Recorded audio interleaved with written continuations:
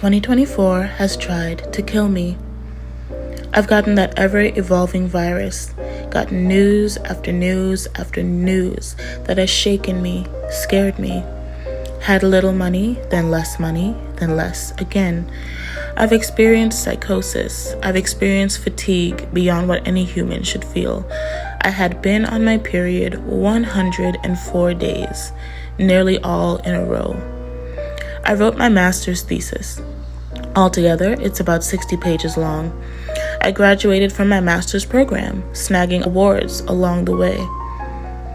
I wrote this thesis while developing endometrial hyperplasia, several ovarian cysts, 3 uterine fibroids, and still dealing with the omnipresent nuisance of my ever-growing thyroid nodules.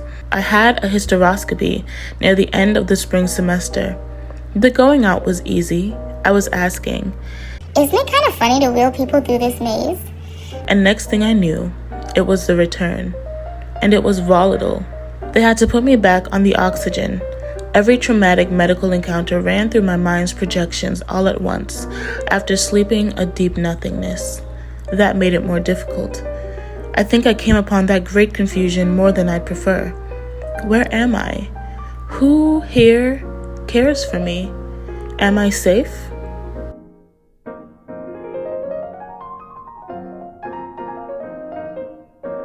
I'm grateful for my cousin that was with me. I'm grateful that the fibroids were benign. I hope they stay this way. I now have severe anemia. After 6 iron infusions, my ferritin has increased only 1.7 points, from 10 to 11.7. In other words, my iron is bad. I literally didn't have enough blood. My circulation was shit. That's not to mention other results that I keep for those who know me personally. I've had so many blood tests this year that I owe a ridiculous amount in lab fees. The record for most vials in a week is currently capped at 18. May I never need a reason to get more.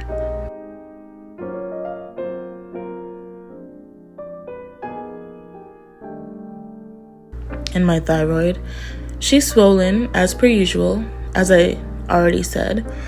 But she's really swollen now, in a way that makes people look through me, as if behind me there's the answer to, "How does it look like that?" It's fascinating to me that so many would stare at me as if I'm an exhibit, rather than soothe their curiosity and ask. Do I necessarily want the question? No. But I also don't take kindly to being the animal that can't be spoken to. I've been begging doctors to run tests and look beyond just blood work so that I wouldn't get to this point, but they saw anxiety on my medical forms and decided that I was a worrier. And I do worry, but my worries and conclusions are rarely unfounded, and these concerns have plagued several generations in my family. Why would I skip it?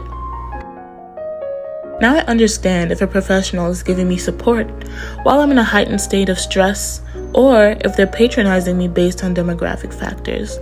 These doctors were patronizing me, and now, nearly a decade later, one of my nodules is tier 3 and one is tier 5.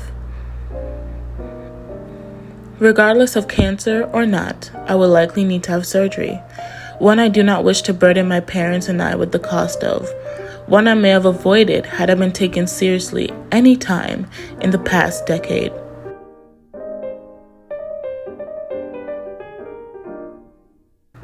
I've been so angry, I have to ration it.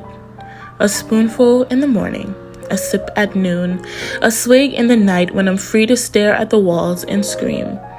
My blessing is a friend who cries with me, a friend who will text me all she knows, a friend who calls me out of the blue. I love being considered, and I need to be considered. Having generalized anxiety disorder on my medical forms is one of the worst things to happen to the likelihood of my health outcomes. And all in all, it is anxiety, and sometimes it has been depression. But to be clear with you and me, it's really PTSD. It's dissociating to the point that I startle myself when I come back. And it should have been written as such many years ago. But at this point, the bubble of mistrust in my gut says maybe it shouldn't be written. And funnily enough, even so, I did try to find a therapist. I was specific. I wanted a therapist that was trauma trained for the things I needed to process, medical and not so. Who wouldn't do talk therapy? Perhaps eclectic, perhaps EMDR, perhaps something else I hadn't considered before, but not talk therapy. Not this year, not again.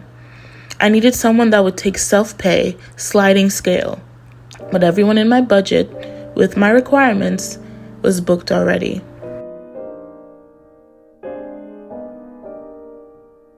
But the thing about me, I don't want to hear platitudes, and I don't accept people's pity. I'm not interested in being told to sit and move on before I've even had time to process. I'm not interested in a church hug, in tidying up the shards of my crazy before I even feel safe to show you a crack. But I am interested in wrestling with my feelings. I may be bare-knuckle boxing with God. And what for? I ask myself this in a small, meaningful to me manner. I guess I'm hoping to receive catharsis, cathartic riffs, something like lightning, and a reason to zone back in, a reminder that I decided I'm worth it, therefore I am. It's not about finding my humanity again, or hope, or some fake-ass self-care. It's about relief. I just need a little bit of relief. My string has been taut for a decade and an age. I've been my tormentor and my reprieve. I've written essays, I've written songs, I've painted, I've created 3-act plays and symphonies as I lay in bed, exhausted. I've danced in my kitchen and tried to make sure I don't faint away. I've sunken into the floor. I've eaten well after putting relationships to rest in a varnished coffin. I am always becoming, and sometimes I look at what I'm doing and I see a cathartic riff.